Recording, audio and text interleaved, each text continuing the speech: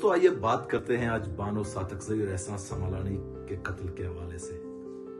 बात कुछ भी हो, लेकिन बात इतनी सी है कि इन दोनों के दरमियान एक दोस्ती थी, सच्ची मोहब्बत थी, एक मुकद्दस रिश्ता था। जिस समाज में प्यार करने पे पाबंदी है, उन लोगों ने इस समाज को झंझोड़ दिया।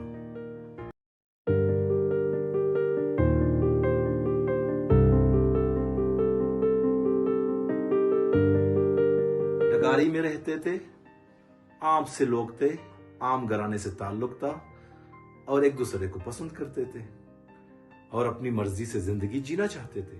सोशल मीडिया में एक कोहराम मचा हुआ है। बानो सातकजई को कोल्ड ब्लडेड उसको दिन दहाड़े गोली मारी गई। बानो ने कहा, मुझे टच करने की इजाजत नहीं है, मुझे गोली मारने की इजाजत है। और इस तरह उसके भाई ने गोली चला के उसके जिस्म को टंडा।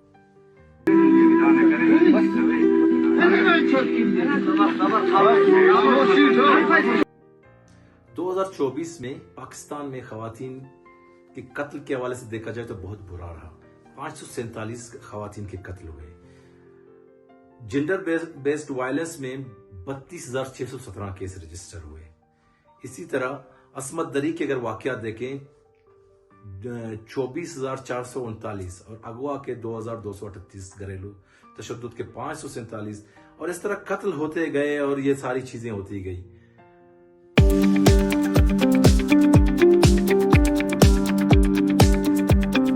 अब देखना यह है कि क्या ये होते रहेंगे, क्या हम सहते रहेंगे।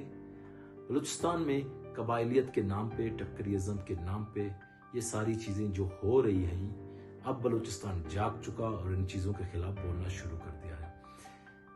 बानो सातकजई कत्ल केस एक आई ओपनर है बलूचिस्तान के लोगों के लिए, खवातीन के लिए। और खवातीन जिंदा रहना चाहती हैं और अब वो बदला लेना भी चाहती हैं। सोचो जरा, अगर खवातीन ने मर्दों से गैरत का तकाजा करना शुरू किया तो मर्दों आप कहां जाओगे। ये मर्द खवातीन, ये जो गैप्स हैं, ये गैप जरूरी नहीं है। आप रवायात को देखें, आप कल्चर को देखें, आप सब चीजों। दूसरी तरफ सुकरात को जब जहर का प्याला पेश किया गया तो सुकरात ने जहर पी ली, क्योंकि सुकरात अगर जहर का प्याला ना पीता तो सुकरात मर जाता।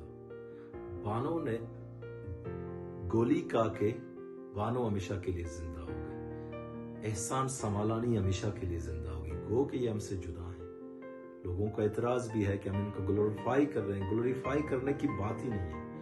ये अब जिंदा नहीं हो सकते, लेकिन इनके खून से, इनके कत्ल से कानून बनेंगे, आइन बनेंगे और बहुत सारी चीजें हो सकती हैं जिससे ये जबर, ये जुल्म, ये ज्यादती कंट्रोल की जा सकती है। कबायली निज़ाम, 12,000 साल पुराना निज़ाम, हम बादशाह मुरबी के दौर का निज़ाम अब काबिल अमल नहीं रहा। अब सरदार के फैसले काबिल अमल नहीं रहे। अगर वो सरदार ये फैसला कर ले कि गोली मारी जाए, कत्ल की जाए, तो कानून किस बात की, आइन किस बात की। ये कानून, आइन इन्हीं चीजों के लिए बनाए गए और पुलिस ने जबरदस्त एक्शन करते हुए गिरफ्तारियां की हैं जो काबिल तारीफ है। बलूचिस्तान गवर्नमेंट ने अच्छा रिस्पांस दिया जो काबिल तारीफ है, लेकिन ये अमल होते रहेंगे, बेहतरी की गुंजाइश है। और हम जो ये समझते हैं कि ये चीजें यहीं पे खत्म होंगी, कभी नहीं होंगी। ये सोचने की बात है। खुद से सोचें, खुद एनालाइज करें, अपने पे लागू करें, अपने आप पे लागू करें, अपने घर में लागू करें। लोग पूछते हैं, दानिश्वरों आप ये बातें कहते हो, क्या आपके घर में अगर ऐसा वाकया हो, भाई घर का माहौल आप ऐसा बनाते क्यों हो? कैसे वाकयात हो? घर के माहौल इस तरह होने ही नहीं चाहिए कि जहां लड़की भाग जाए, जहां कत्ल हो, जहां वहशत हो, दहशत हो। ये होनी नहीं चाहिए। ये सब उस वक्त हो सकता है जब अंडरस्टैंडिंग हो, बातें हो, इल्म हो, दानिश हो। आप पढ़ाई लिखाई और क्रिएटिविटी को अपनाएं। एक चीज तो वाज़ेह है, हमारी तालीमी निज़ाम किसी हद तक इन चीज़ों को काबू नहीं कर पा रहा। स्कूल के मदरसे, इनके कोर्स में ये चीज़ें शामिल हों, ख़वातीन की हकूक़ शामिल हों, ख़वातीन को बोलने का हक दिया जाए। ये वो सारी चीज़ें हैं जो बेहतरी की गुंजाइश पैदा कर सकते हैं।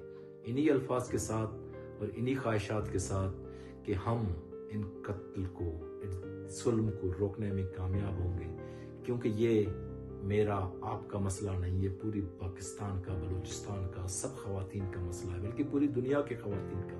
ہر وہ ملک، ہر وہ شہر، ہر وہ گلی، ہر وہ کوچہ جہاں پہ ظلم ہوتا ہو، جبر ہوتا ہو، جہاں پہ بانو قتل ہوتی، احسان قتل ہوتا ہو، اس بات پہ کہ وہ محبت کی ہے، اس کو روکنا ہوگا، اس کو ختم کرنا ہوگا۔